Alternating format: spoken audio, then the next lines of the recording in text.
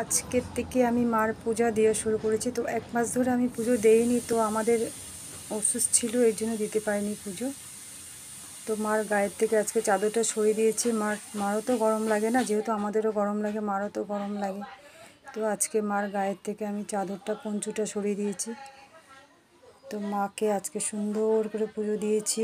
সব মার মাথায় লাল টুকটুকা জবা ফুল দিয়েছি, ঘটের মধ্যেও দিয়েছি আমি জবা ফুল, আর গেন্দা ফুলের মালাও দিয়ে দিয়েছি। সাথে মাকে দুধ কলা দিয়েছি, কলা বরফি দিয়ে সুন্দর করে, কারণ মাকে ঠিক মতো না দিলে তো আবার আমাকে দেবে মা শাস্তি।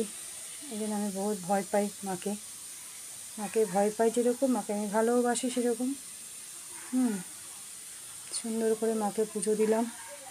আর সব কিছু পরিষ্কার করতে লাগা হয়েছে, কারণ পরিষ্কার টরিষ্কার করে। তো এখানেও আছে আমার ছোট ছোট ঠাকুর, এই ঠাকুরগুলোকেও দিয়েছি। এখানে একটা ভোলানাথ আছে, বাবা ভোলানাথ। এখানে লক্ষ্মী নারায়ণ আছে, গোপাল ঠাকুরও আছে।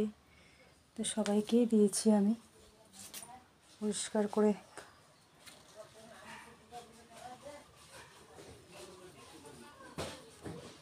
ছোবার ধুনোটা দিই না, কেন মা ছোবার ধুনোটা একদম পছন্দ করে না, এই জন্য দেইনি মাকে ছোবার ধুনোটা।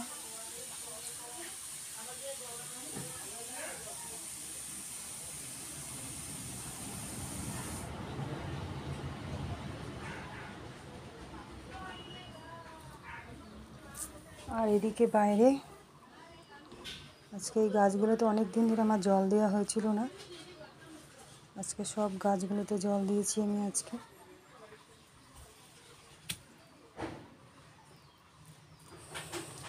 সব তুলসী গাছ, এগুলো সব আমি নিজে লাগিয়েছি। কলা গাছগুলো নিজে হয়েছে, এই কলা গাছগুলো নিজে নিজে হয়েছে, এগুলো সব নিজে হয়েছে, এগুলো কলা গাছগুলো। বাকি ফুল গাছ আছে কিছু কিছু, এগুলো আমি এনে লাগিয়েছি এগুলো। আর এগুলো সব তুলসী গাছ।